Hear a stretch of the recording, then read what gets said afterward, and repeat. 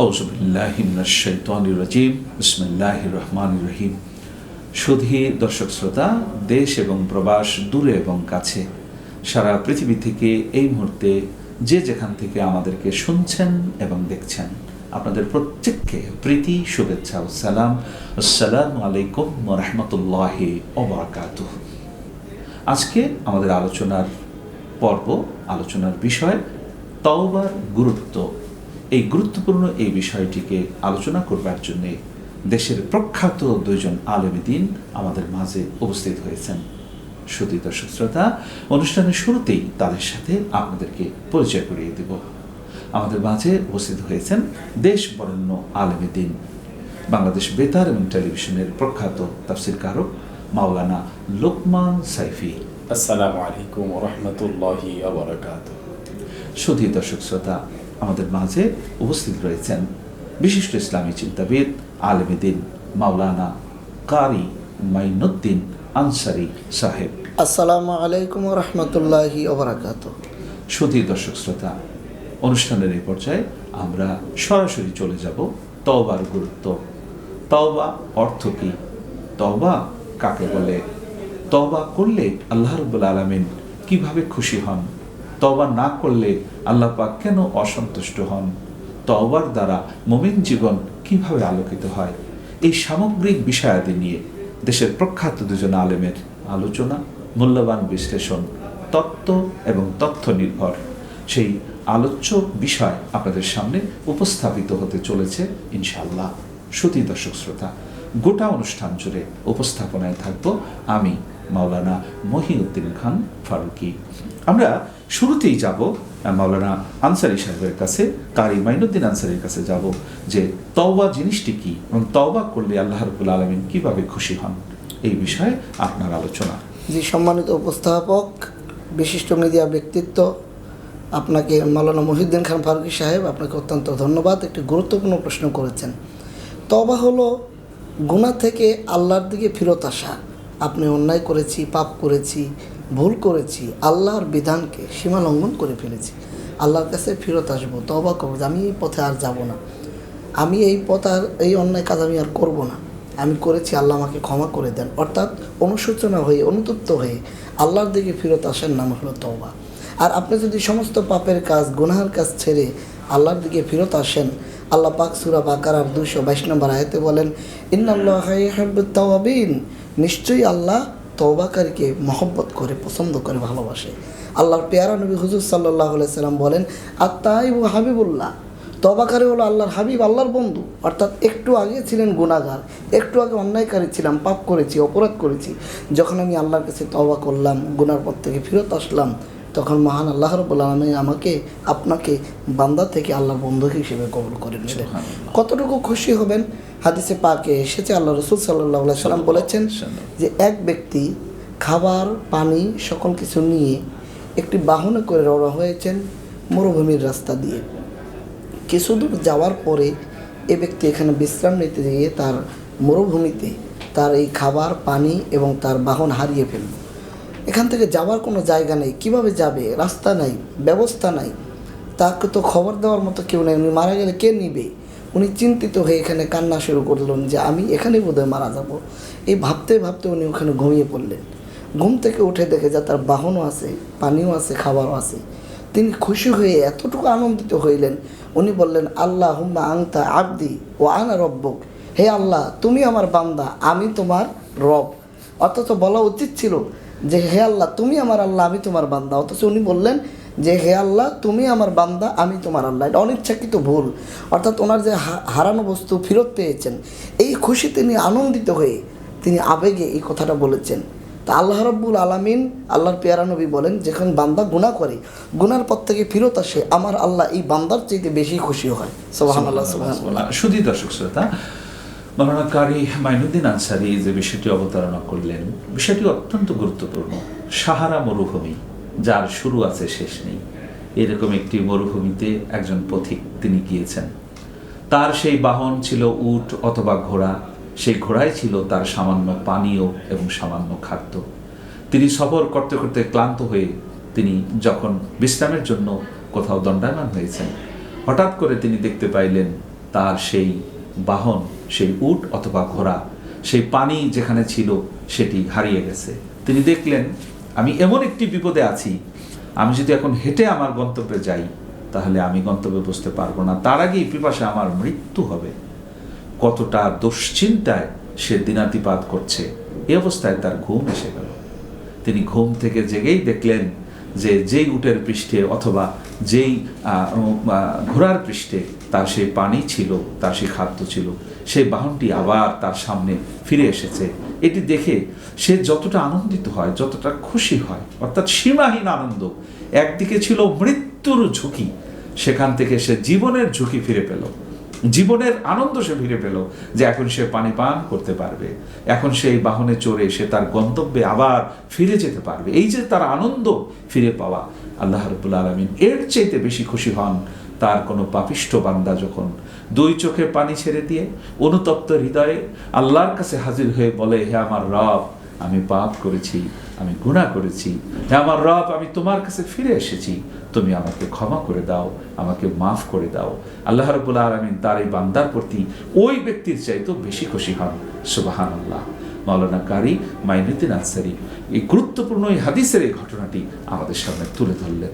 শুধু দর্শক শ্রোতা, তাহলে যেই তওবায় এত আল্লাহ খুশি হন, সেই তওবাটা আমরা কিভাবে করব?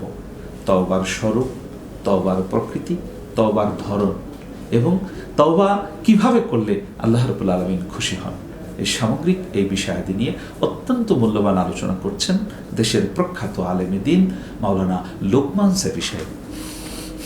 সম্মানিত বিজ্ঞ প্রাজ্ঞ উপস্থাপক, আপনাকে অসংখ্য মোবারকবাদ। তওবা খুবই গুরুত্বপূর্ণ একটি ইবাদত। এটি মানুষের জীবনকে পরিশুদ্ধ করে, গুণামুক্ত করে। এটা আমাদের খুবই জরুরি, কারণ আমরা প্রতি মুহূর্তের জন্য গুনাহ করছি। আমাদের ডানে বামে, আমাদের রাস্তায় হাঁটার পথে, আমাদের চিন্তা চেতনায় গুনাহের কোনো শেষ নাই। কাজেই আমাদের উচিত তওবা করা।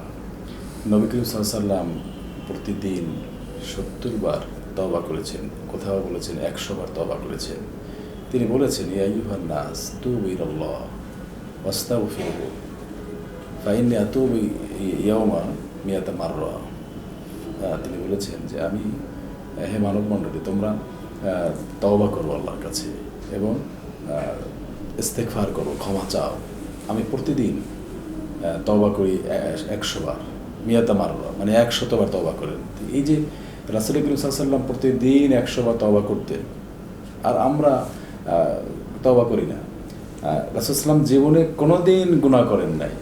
পৃথিবীর সমস্ত আম্বিয়া ইকরাম ছিলেন নিষ্পাপ, মাসুম ছিলেন। এটাই আহলে সুন্নাত ওয়াল জামাতের আকীদা যে নবীরা নিষ্পাপ ছিলেন। তো আমাদের প্রিয় নবীজি তো সর্বশ্রেষ্ঠ নবী, আশরাফুল আম্বিয়া, খাতামুন নাবিয়িন। সেই দৃষ্টিকোণ থেকে তিনি তো প্রশ্নই আসে না কোনো গুনাহের।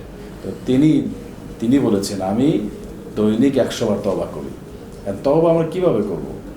আর তওবা আমরা মনে করি আমাদের দেশের একটা কালচার, বিশেষ করে মসজিদের, গ্রামগঞ্জের মসজিদগুলোর ইমাম সাহেবদেরকে ডেকে বলা হয়, আমার বাপে বা আমার বাবা অন্তিম শয্যায়, তাকে তওবা করে দিয়ে যান।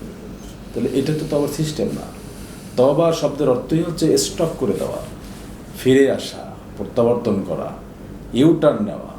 আপনি যে গুনাহের সাথে মুক্তালা ছিলেন, ওই গুনাহটাকে আপনি আর করবেন না। ওই গুনাহের সাথে আপনি আর সম্পৃক্ত কখনোই হবেন না। ওইটাকে ঘৃণার চোখে দেখা এবং ওইটার জন্য অনুতপ্ত, অনুশোচনা করা যে আমি তওবা করতে হবে, যে আজ ক্ষমা চাইতে আল্লাহর কাছে, যে আল্লাহ আমাকে ক্ষমা করে দিন। শেষ রাতে উঠে ওযু করে জায়নামাজে 2 রাকাত নামাজ আদায় করে আপনি আল্লাহর কাছে বলতে পারেন যে আল্লাহ, এই আকাশের নিচে, এই জমিনের উপরে আমার মতো গুনাহগার, আমার মতো অপরাধী আর নেই। দয়া করে, মায়া করে আমার সব গুনাহ মাফ করে দাও। এভাবে আল্লাহর কাছে বলে চোখ থেকে পানি ছাড়তে হবে। আর যারা এই কাজটা করে তাদেরকে কোরআনের ভাষায় বলা হচ্ছে মুস্তাগফিরিন বিল আসহার, আস-সাবিরিন ওয়াল কানিতিন ওয়াল মুনফিকিন। মুমিনের বৈশিষ্ট্য মুস্তাগফিরিন বিল আসহার, এটা মুমিনের আরো বৈশিষ্ট্য। আল্লাযীনা ইয়াকুলুনা রাব্বানা ইন্নানা আমান্না ফাগফির লানা যুনুবানা ওয়া কিনা আযাবান নার। তারা বলে যে আল্লাহ, আমাদেরকে ক্ষমা করে দাও, আমরা আপনার প্রতি ঈমান এনেছি, আমান্না, আমরা ঈমান এনেছি, আমাদের রহম করো, দয়া করো, আমাদের ক্ষমা করো, জাহান্নামের আযাব থেকে আমাদেরকে পরিত্রাণ দান করো। আস-সাবিরিনা ওয়াস-সাদিকিনা ওয়াল-কানিতিনা ওয়াল-মুনফিকিনা ওয়াল-মুস্তাগফিরিনা বিল আসহার, সূরা আল ইমরানের 17 নম্বর আয়াতে এটাও স্পষ্টভাবে আসছে যে মুমিনের বৈশিষ্ট্য। সূরা তাওবার ভিতরে 111 নম্বর আয়াত আল্লাহ বলেছেন, প্রথমেই এখানে এই সূরাটার এই আয়াতের ভিতরে 111 নম্বর আয়াতে 8টা কোয়ালিটির কথা বলছেন মুমিনের 8টা বৈশিষ্ট্যের ভিতরে প্রথমেই বলছেন আত-তাইবুন আল-আবিদুন আল-হামিদুন আস-সাইহুন আর-রাকিউন আস-সাজিদুন আল-আমিরুন বিল মা'রুফ ওয়ান নাহুন আনিল মুনকার ওয়াল হাফিজুন লিহুদুদিল্লাহ ওয়া বাশশিরিল মুমিনিন। কত চমৎকারভাবে মুমিনের কোয়ালিটি আল্লাহ বর্ণনা করেছেন। প্রথমেই আল্লাহ বলছেন 8টা গুণের ভিতরে তাইবুন, যারা তওবা করেন। সম্মানিত আলোচক একটু আগে বলেছেন যে ইন্নাল্লাহা ইউহিব্বুত তাওয়াবিন, যারা তওবা করে তাদেরকে আল্লাহ পছন্দ করেন। সত্যি আসলেই তাই। এবং তাইবুনটা হচ্ছে হাবিবুল্লাহ, আর তাইবুন হাবিবুল্লাহ। তাইবুন হচ্ছে কি আল্লাহর বন্ধু, আল্লাহর বন্ধু। কাজে আল্লাহর বন্ধু যদি হতে চাই তাহলে এখনই আমরা যেই সময় যে গুনাহের সাথে আমরা সম্পৃক্ত ছিলাম ওখান থেকে আমরা বের হয়ে আসি, আমরা ইউটার্ন নিই, আমরা ঘুরে আসি এবং আমরা আল্লাহর কাছে তওবা করি, তবেই আমরা আল্লাহ থেকে আমরা নিষ্কৃতি পাবো, জাহান্নাম থেকে বাঁচতে পারবো এবং আল্লাহর প্রিয় বান্দা এবং আল্লাহর প্রিয় বন্ধু হতে পারবো। আল্লাহ এই বন্ধু হওয়ার জন্যই এই তওবা আমাদের করতে হবে। তওবা, আপনি গুনাহ করেছেন, অনেকে ভাবে যে গুনাহ করেছি আল্লাহকে আমাকে মাফ করবে, আমি তো অনেক গুনাহ করে ফেলেছি, এই ধরনের চিন্তাও তাদের মধ্যে কাজ করে। এই চিন্তা করে আরও বেশি গুনার সাথে বলে আমাকে মাফ করবে, আমি তো শেষ। তো এই যে সে রহমান থেকে একবারে কি হয়ে গেল, নার্ভাস হয়ে গেল এবং সে রহমান থেকে নিরাশ হয়ে গেল। এখানে এই জন্যই আল্লাহ বলছেন, কত চমৎকারভাবে আল্লাহ আশার বাণী সঞ্চারিত করলেন, আল্লাহ আশ্বস্ত করলেন, লা তাকনাতু মির রাহমাতিল্লাহ, আল্লাহ রহমাত থেকে নিরাশ হয়েও না, আল্লাহ রহমাত থেকে নিরাশ হয়েও না তোমরা। আল্লাহ বলছেন ইন্নাল্লাহা ইয়াগফিরুয যুনুবা জামিআ, আল্লাহ বলছেন যে যত বড় গুনাহ করো না কেন, যত গুনাহ হোক না কেন, সকল গুনাহ জামিয়া। আল্লাহ অনেক গুনাহের কথা বলেছেন। জামিয়া মানে হচ্ছে জমার বচন, জামিয়া মানে বহু বচন, যে গুনাহ যত আছে, গুনার সাগরে যদি হাবুডুবু খাও, গুনার পাহাড় পর্যন্ত তৈরি করো, এরপরে যদি আল্লাহর কাছে শেষ রাতে উঠে ক্ষমা চাও, তাহলে তুমি আল্লাহ ক্ষমা করে দেবে, আল্লাহ মাফ পাবে। এই যে দেখুন আল্লাহ যে মাফ করেন, এটা আমরা এইভাবেই দেখতে পাচ্ছি যে আপনি মাপ যে পেয়েছেন, আপনি এটা কীভাবে বুঝবেন, এর সিমটমটা কি, আলামতটা কি? যখন আপনি ক্রন্দনরত অবস্থায় আল্লাহর কাছে ক্ষমা চাইবেন, তখন চোখ থেকে পানি বের হবে, নাক থেকেও পানি বের হবে, এরপরে আপনার শরীরে একটা ঝাঁকুনি মারবে আপনার, যে আপনি এমন অনুনয় বিনয় করেছেন আল্লাহর কাছে, এবং সাউন্ড বের হয়ে যাবে আপনার ভিতর থেকে যে আপনি খুবই অনুতপ্ত আল্লাহর কাছে, আপনি আসামির মতো আপনি কান্না করছেন, আল্লাহর দয়া অনুগ্রহ চাচ্ছেন, আল্লাহ ক্ষমা চাচ্ছেন আল্লাহর কাছে। আপনাকে আল্লাহ এই পরিবেশ তৈরি হইলে আপনি মনে করবেন যে আল্লাহ আপনাকে ক্ষমা করে দিয়েছে, এবং ভালো লাগবে আপনার কাছে, তৃপ্তি লাগবে, গুনাহের কাজ প্রতি ঘৃণা আসবে আপনার, গুনাহ দেখতে আপনি ফিরে আসবেন ওখান থেকে, এরপরে আপনার ভালো কাজ করতে আপনার আত্মতৃপ্তি পাবেন আপনি। এরপর আরেকটা পদ্ধতি আছে, আপনি এই যে আপনার রমজান মাস চলছে, রমজান আমরা সাহারি খেতে নিশ্চয়ই উঠি, সাহারি খেতে ওঠার পরে আমরা কি করি, 2 রাকাত সালাতে তাহাজ্জুদ নামাজ আদায় করি। তাহাজ্জুদের পাশাপাশি আপনি যদি 2 রাকাত স্পেসিফিকলি সালাতে তওবার নামাজ আদায় করি, হে আল্লাহ আমি 2 রাকাত সালাতে তওবার নামাজ আদায় করছি, হ্যাঁ আল্লাহ আপনি কবুল করে নিন। এই তওবার নাম উল্লেখ করে যদি তওবার নামাজ আদায় করেন, আল্লাহ এখানে ওই নামাজ, প্রতিটি সেজদা, রুকু এবং নামাজের সময় ব্যয়ের মাধ্যমে আল্লাহ আপনার গুনাহ ডিলিট করে দেবেন। কারণ ইন্নাল হাসানাত ইউযহিবনা সাইয়্যাত, নিশ্চয় সমস্ত নেক আমল, বদ আমলকে ডিলিট করে দেয়। কাজেই এটা ভালো অপশন রয়েছে তওবার, এই পদ্ধতিতে আপনি তওবা করতে পারেন। এবং নবী করিম সাল্লাল্লাহু আলাইহি ওয়াসাল্লাম প্রত্যেক ফরজ নামাজের পরে ডান দিকে বাম দিকে সালাম ফিরিয়ে তিনি বলতেন, আল্লাহু আকবার, আস্তাগফিরুল্লাহ, আস্তাগফিরুল্লাহ, আস্তাগফিরুল্লাহ, এই 3 বার বলতেন। এটা সহিহ বুখারীতে এসেছে। তো কাজেই আমরা যদি এই অভ্যাসটা করি, আমরাও তওবাকারী হতে পারি, আমরা তাইবুন হতে পারি, আমরা আল্লাহর প্রিয় বান্দা হতে পারি। এই অভ্যাসটা যদি আমরা রীতিমতো আমরা করি নামাজের পরে, এরপরে আপনি হাঁটছেন, আপনি লিফটে চড়ছেন, গাড়িতে চড়ছেন, সে যে কোনো জায়গায় বসে আপনি আস্তাগফিরুল্লাহ বলতে পারেন, আস্তাগফিরুল্লাহ, আস্তাগফিরুল্লাহ, আস্তাগফিরুল্লাহ। আপনি এই আস্তাগফিরুল্লাহ বলার অনেক ফজিলত রয়েছে। তওবাকারীকে আল্লাহ ভালোবাসেন, তওবাকারী আল্লাহর বন্ধু, তওবাকারী মুস্তাজাবিদ দাওয়া, অর্থাৎ সে আল্লাহর কাছে কোনো প্রার্থনা করলে আল্লাহ কবুল করেন। সেই মানের কাঙ্ক্ষিত মানের ব্যক্তিতে পরিণত হয়ে যাবেন। এই তওবা করলে আপনার প্রেশানি দূর হয়ে যাবে, আপনার টেনশন দূর হয়ে যাবে, আপনি রিল্যাক্স বোধ করবেন, গুনাহ তো ডিলেট হবেই, আপনি শারীরিকভাবে ভালো থাকবেন। কাজেই এই যে আপনার তওবার অনেক ফজিলত রয়েছে। আসুন আমরা তওবা করি। আমরা দর্শক শ্রোতাদের উদ্দেশ্যে বলতে চাই, যেহেতু মহতারাম বিজ্ঞ উপস্থাপক এই তওবা কীভাবে করতে হয় তিনি আমাদেরকে সেই প্রশ্ন, দর্শকদের প্রশ্ন নিয়ে আমাদেরকে হয়তো প্রশ্ন করলেন, তো তারই জবাবে আমি বলবো যে তওবার নামাজ আপনি পড়বেন, আর এইভাবে তওবা আপনি ইস্তেগফার করবেন, অনুতপ্ত হবেন, অনুশোচনা করবেন, আর চেষ্টা করবেন গুনাহ থেকে কিভাবে এড়িয়ে যাওয়া যায়, যে স্থানে গুনাহ রয়েছে সেই স্থান কিভাবে হিজরত করা যায়, ওই স্থান থেকে আপনি স্বাভাবিক পরিবেশে আপনি চলে যেতে হবে। মাশাআল্লাহ। ধন্যবাদ। শুধু দর্শক শ্রোতা, তন্ময় হয়ে শুনছিলাম মাওলানা লোকমান সাহেবী কত চমৎকারভাবে মহাগ্রন্থ আল কোরআন এবং রাহমাতুল লিল আলামিন রাসূল আকরাম সাল্লাল্লাহু আলাইহি ওয়াসাল্লামের সুমহান হাদিসের সার নির্যাস থেকে তওবার বিষয়াদি তিনি একে একে করে উপস্থাপন করছিলেন। শুধু দর্শক শ্রোতা, কুল কায়নাতের রহমত রাসূল আরবি সাল্লাল্লাহু আলাইহি ওয়াসাল্লাম পাক জবানে ফরমান, আত্তাইবু মিনাজ জামবে লা জামবা লাহু, যে ব্যক্তি তওবা করে আল্লাহ রাব্বুল আলামিন তাকে এমনভাবে ক্ষমা করে দেন যেন তার কোনো গুনাহই নাই। সুবহানাল্লাহ। অর্থাৎ তওবা মানুষকে নিষ্পাপ করে দেয়, তওবা মানুষকে পরিশুদ্ধ করে দেয়, তওবা মানুষকে পবিত্র করে দেয়। তওবা এমন একটি জিনিস, যেই জিনিসের মধ্য দিয়ে স্রষ্টা এবং সৃষ্টির মাঝে যে দূরত্ব, সেই দূরত্বটি ঘুচে যায়।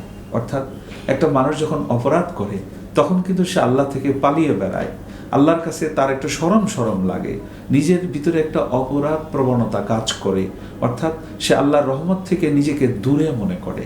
কিন্তু যখনই একজন ব্যক্তি অশ্রুসিক্ত নয়নে, অনুতপ্ত হৃদয়ে আল্লাহর কাছে যখন তওবা করে, চোখের দুফোঁটা পানি ছেড়ে দিয়ে আপন রবের কাছে যখন সে সেজদাবনত হয়, আল্লাহ রাব্বুল আলামিন তার এই বান্দাকে ক্ষমা করে দিয়ে তাকে এমনভাবে কাছে টেনে নেন যেমনভাবে একটি ধুলায় দূষরিত একটি শিশু সন্তানকে তার মা টান দিয়ে কুলে নিয়ে তার সমস্ত ধুলোবয়লাগুলো পরিষ্কার করে দিয়ে স্নেহের বাঁধনে, ভালোবাসার বন্ধনে তাকে জড়িয়ে নেয়।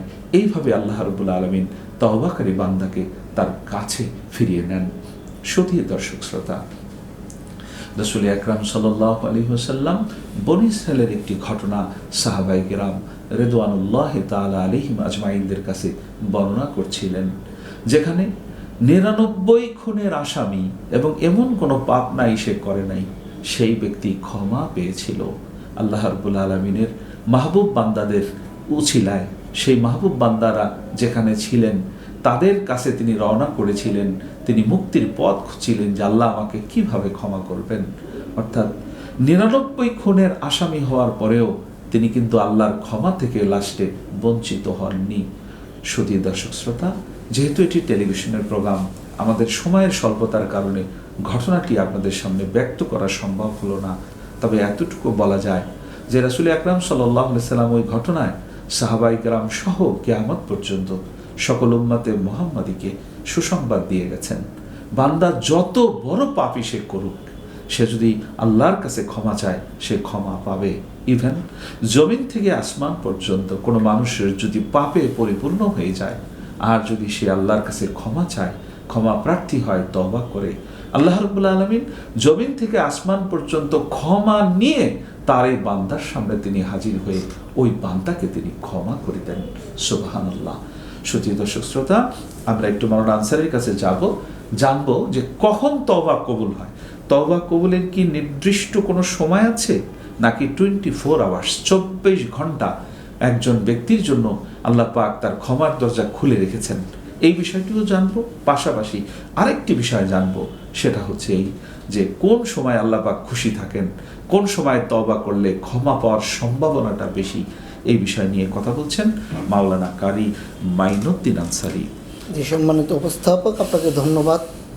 আসলে কোন সময় তওবা করলে আমাদের তওবাটা কবুল হবে, আমরা যে তওবা করব, আল্লাহ রাব্বুল আলামিন আমাদের কোন টাইমে আল্লাহর কাছে মাপ চাইলে আল্লাহ কবুল করে নেবেন, আমাদেরকে ক্ষমা করে দিবেন, সেখানে তওবার ব্যাপারে পেয়ারা নবী হুজুর সাল্লাল্লাহু আলাইহি সাল্লাম বলেন যে, বুখারীর হাদিস, প্রতিদিন রাতে যখন তৃতীয় ভাগ চতুর্থ ভাগের তৃতীয় ভাগ শেষ হয়ে যায়, শেষ ভাগে রাতের 2/3 পার হয়ে যাওয়ার জি, পরে 2/3 লাস্টের অংশ, শেষ অংশ, এর তাহাজ্জুদের অর্থ বলা যায়, রহমতের টাইম বলা যায়। তখন আল্লাহ পাক প্রথম আসমানে এসে সামায়ে বান্দাদের দুনিয়া ডাকতে থাকেন যে আমার কাছে ক্ষমা প্রার্থনাকারী আছো, আমার কাছে ক্ষমা চাও, তোমাদের ক্ষমা করে দিব। দোয়া প্রার্থনাকারী আছো, দোয়া করো, যা চাওয়ার চাও আমি দেব। এই সময় যে যা চাওয়ার চাও আমি তোমাদেরকে দেব, ক্ষমা করে দেব। ওই সময় যদি আমরা উঠে আল্লাহর কাছে ক্ষমা চাই, বিশেষ করে মাঘে রমাদানুল মোবারক আমরা সেহরি খাওয়ার জন্য উঠি, আমাদের জন্য এই সময় একটি গুরুত্বপূর্ণ সময়।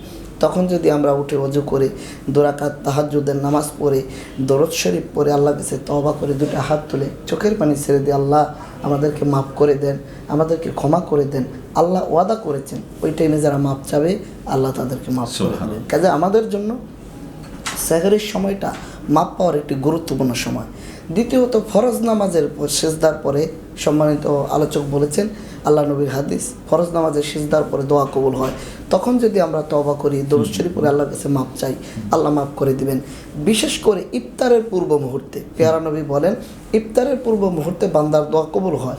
তখন যদি বান্দা আল্লাহ নবীকে উসিলা করে আল্লাহর দরুদ শরীফ পড়ে পেয়ারা নবীর উপরে দরুদ পড়ে আল্লাহ দরবারে মাপ চায়, ওই সময় আল্লাহ মাফ করে দিবেন। প্রতিদিন 10 লক্ষ জাহান্নামী, যাদের জন্য জাহান্নাম নির্ধারিত হয়ে গিয়েছিল, এরকম 10 লক্ষ জাহান্নামীকে আল্লাহ প্রতিদিন ইফতারের পূর্ব মুহূর্তে মাফ করে দেয়। কাজে এই সময়টি একটি বিশেষ সময় দোয়া কবিলিয়তের এবং তওবা কবিলিয়তের। আমরা যেন ইফতারের পূর্বে আল্লাহ দরবারে দোয়া করি। এবং তাছাড়া অনুতপ্ত হৃদয় নিয়ে আপনি পৃথিবীর যে কোনো টাইমে যদি তওবা করেন না কেন, আল্লাহ পাক মাফ করে দিবেন। সাইয়েদনা আদম আলাইহিস সালাতু ওয়াস সালাম তিনি তওবা করেছেন, আল্লাহ পাক তাকে এই বাক্য শিখিয়ে দিয়েছেন, রব্বানা যালামনা আনফুসানা ওয়া ইল্লাম তাগফির লানা ওয়া তারহামনা লানাকুনান্না মিনাল খাসিরিন। এই দোয়া যখন করলেন আল্লাহর দরবারে, কারামত আলী জনপুরি তার নূরে মোহাম্মদী কিতাবে লিখেছেন, আল্লাহর নবী হুজুর সাল্লাল্লাহু আলাইহি সাল্লামকে উসিলা করে হযরত আদম আলাইহিস সালাম বলেছেন, ইয়া রব্বি আসআলুকা বিহাক্কি মুহাম্মদ সাল্লাল্লাহু আলাইহি সাল্লাম ইল্লা মা গফারতালি। হে রব, আপনি মুহাম্মদ সাল্লাল্লাহু আলাইহি সাল্লাম উসিলা আমাকে মাফ করে দেন।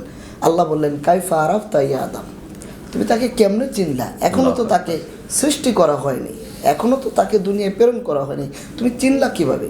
হযরত আদম আলাইহিস সালাম বল যে, আল্লাহ আমাকে সৃষ্টি করার পরে আমি যখন আপনাকে সেজদা করার পরে আকাশের দিকে আরশের দিকে মাথা উত্তোলন করেছিলাম, আমি আরশে আজিমে লেখা দেখেছিলাম লা ইলাহা ইল্লাল্লাহু মুহাম্মাদুর রাসূলুল্লাহ সাল্লাল্লাহু আলাইহি ওয়াসাল্লাম। আপনার নামের সাথে যার নাম, নিশ্চয়ই তিনি আপনার পেয়ারা মাহবুব হবে, এই জন্য আপনি তার খাতিরে আমাকে মাফ করে দেন। আল্লাহ বললেন, আদম তুমি যখন জান্নাতেই ভুল করেছিলা, অর্থাৎ গন্ধম খেয়েছিলা, জান্নাতেই যদি তুমি আমার হাবিবকে উসিলা করে মাপ চাইতে, আমি জান্নাতেই তোমাকে মাফ করে দিতাম, দুনিয়ায় কাদা লাগতো না। কাজেই এই হাদিস থেকে আমরা বুঝতে পারি যে পৃথিবীর যেই কোনো টাইমেই যদি আপনি নূর নবী মুহাম্মদ মুস্তাফা সাল্লাল্লাহু আলাইহি সাল্লামকে উসিলা করে মাপ চান, দেখেন বাবা আদম আলাইহিস সালাম একদিন নয় 2 দিন নয় 350 বছর কেঁদেছেন। কিতাবে এসেছে ওনার কান্নার কারণে গালের গোশত পর্যন্ত বের হয়ে গেছে, হাড্ডি বের হয়ে গেছে।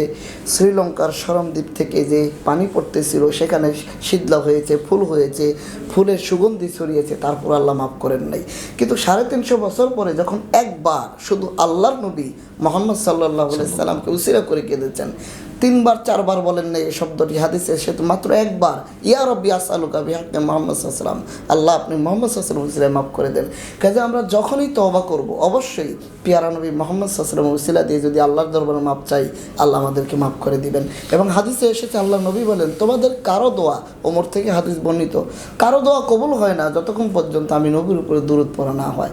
আমরা যদি পিয়ারা নবীর উপরে দুরূদ এবং সালাম পড়ে আল্লাহর দরবারে হাত তুলে পিয়ারা নবীর উসিলা দিয়ে মাফ চাই, ইনশাআল্লাহ বিশ্বাস রাখা যায় নিঃসন্দেহে আল্লাহ তাআলা আমাদের মাফ করে দিবেন। সুধী দর্শক শ্রোতা, মাওলানা কারি মাইনুদ্দিন আনসারী তন্ময় হয়ে শুনছিলাম তার প্রাজ্ঞ আলোচনা। কি অসাধারণভাবে উপস্থাপন করলেন আমরা কিভাবে আল্লাহর ক্ষমা পাবো, আল্লাহর দয়া পাবো। সুধী দর্শক শ্রোতা, দেখতে দেখতে আমরা অনুষ্ঠানের শেষ পর্যায়ে চলে এসেছি। আজকের আলোচ্য বিষয় তওবার গুরুত্ব। দেশের প্রথিতযশার্জুন আলেমে দ্বীনের কাছ থেকে আপনারা একের পর এক মহামূল্যবান তথ্য ও তত্ত্ব নির্ভর মূল্যবান আলোচনাটি শুনে চলেছেন। সুধী দর্শক শ্রোতা, অনুষ্ঠানের শেষ পর্যায়ে আমরা যাব দেশের প্রখ্যাত আলেমে দ্বীন মাওলানা লোকমান সাহেবের কাছে। আমরা জানতে চাইব, জন্ম থেকে মৃত্যু পর্যন্ত গোটা জীবনই যেহেতু আমাদের তওবা করার সুযোগ রয়েছে, জীবনের কোন মুহূর্তটায় তওবা আর কবুল হয় না, তওবার দরজা বন্ধ হয়ে যায়, যে কথাটি আমাদের সকলের জানা দরকার। মূল্যবান এই বিষয়টি নিয়ে আসছেন মাওলানা লোকমান সাইফি। সম্মানিত অভিজ্ঞ প্রাজ্ঞ উপস্থাপক, আপনাকে মোবারকবাদ। কারণ এই যে একটা প্রশ্ন আপনি করলেন যে কোন সময়ে তওবার রাস্তা বন্ধ হয়ে যায়, আহারে, যখন আমরা হাদিস শরীফে জানি যে ইন্নাল্লাহ আজ্জা ওয়া জাল্লা ইয়াকবালু তাওবাতুল আবদ হাত্তা ইউগারগার, মৃত্যুর গড়গড়ি আসার পূর্ব মুহূর্ত পর্যন্ত আল্লাহ বান্দার তওবা কবুল করেন। কিন্তু যখন গড়গড়ি শুরু হয়ে যায়, আজরাইল যখন চলে আসে, তখন আর কাজ হয় না, তওবার রাস্তা বন্ধ হয়ে যায়। এরপরে আরেকটা অপশন হচ্ছে, যখন কিয়ামতের পূর্বে সূর্য পশ্চিম দিগন্ত থেকে উদিত হবে, তখন বান্দার তওবা আর কবুল হবে না, কারো তওবা কবুল হবে না। এই সময় একটা ঘটনা পাওয়া যায় যে ইবলিস শয়তান যখন দেখবে যে পশ্চিম দিগন্ত থেকে সূর্য উঠছে, তখন সে প্রচুর পরিমাণে কান্না করবার দৌড়াবে। কান্না করবে এই কারণে, তার একটা ইন্টেনশন ছিল যে শেষ সময়, অর্থাৎ সূর্য পশ্চিম দিক থেকে ওঠার আগেই সে তওবা করে একটু ভালো হবে, যদি আল্লাহর মাপ পেয়ে নেয়, জান্নাতে যেতে পারে, এরকম চিন্তা তার ছিল। এই জন্য যখন দেখবে যে সূর্য উঠে গেছে, তখন খুবই কান্না করবে যে তওবা কবুল হলো না। আমাদের সমাজে মানুষের ভিতরে কিছু মানুষ আছে যারা এই ইবলিসের মতো চিন্তা করে আছে যে আমি যা আছে খুশি এর কামাইয়ে নেই, অন্যায়ভাবে উপার্জন করে নেই, আর উল্টাপাল্টা করে নেই, আমি তওবা করে নেব, একটা বয়সে একটা স্টেজে এসে একটা সময়ে আমি তওবা করে ভালো হয়ে যাব, এই চিন্তা লালন করে। কিন্তু সেই সুযোগ আপনি নাও পেতে পারেন, কাজেই এখন থেকে আপনাকে স্টপ করে দিতে হবে। এই জীবন একবার চলে গেলে আর কোনো দিন ফিরে আসবে না। এইটাকে মাথায় রেখে সবসময় ভালো কাজ করার চিন্তা মাথায় রেখে ভালো কাজ করা উচিত এবং তওবা ইস্তেগফার করা উচিত, যাতে তওবার রাস্তা বন্ধ হয়ে গেলে আপনি আর সুযোগ থাকবে না। এই সুযোগ আল্লাহ নাও দিতে পারে, এই জন্য আপনাকে সবসময় তওবা করতে হবে এবং ভালো কাজ থাকতে হবে। আল্লাহ আমাদের তৌফিক দান করুক। দর্শক শ্রোতাদের শুধু দর্শক শ্রোতা, আল্লাহ পাকের অশেষ শুকর, মাহে রমজানে মূল্যবান দুজন আলেমের কাছ থেকে আমরা মূল্যবান আলোচনাটি আমরা শুনলাম। আসুন না এই মাহে রমজানকে আমরা তওবার মাস হিসাবে গ্রহণ করি। আসুন না আমরা এই মাহে রমজানের প্রত্যেকটি রাতের শেষ ভাগে আল্লাহ রাব্বুল আলামিন সামায়ে দুনিয়া এসে তার রহমতের বর্ষা তিনি বিছিয়ে দেন, তার রহমতের ডালি তিনি ছড়িয়ে দেন, তিনি তার ক্ষমার অফুরন্ত দরজা তিনি উন্মুক্ত করে দিয়ে আমাদেরকে ডাকতে থাকেন। আমরা সেই সাহারির সময় উঠে আমরা আল্লাহ রাব্বুল আলামিনের কাছে ক্ষমা চাই। যদি সম্ভব হয় আমরা তাহাজ্জুদের নামাজ পড়ব, যদি সম্ভব হয় আমরা সেই রহমতের ফায়েজের মোরাকাবা করব। আল্লাহ রাব্বুল আলামিনের দরবারে কোটি কোটি শুকরিয়া। এই গুরুত্বপূর্ণ এই আলোচনা পর্বে আপনারা আমাদের সাথে এতক্ষণ ছিলেন, আমাদের প্রাজ্ঞ আলোচকগণ আমাদেরকে সময় দিয়েছেন, তাদেরকে আন্তরিক ধন্যবাদ জানাই। অনুষ্ঠানের শেষ পর্যায়ে আপনাদের সবার সুস্বাস্থ্য দীর্ঘায়ু কামনা করছি। ইনশাল্লাহ পরবর্তীতে নতুন কোনো পর্বে, নতুন কোনো আলোচনায়, নতুন কোনো অতিথি নিয়ে আপনাদের সামনে হাজির হব। উপস্থাপক আমি মাওলানা মহিউদ্দিন খান ফারুকী। সে পর্যন্ত সকলে ভালো থাকুন, সুস্থ থাকুন। ওয়া আখির দাওয়ানা আলহামদুলিল্লাহি রাব্বিল আলামিন। আসসালামু আলাইকুম ওয়া রাহমাতুল্লাহি ওয়া বারাকাতুহু।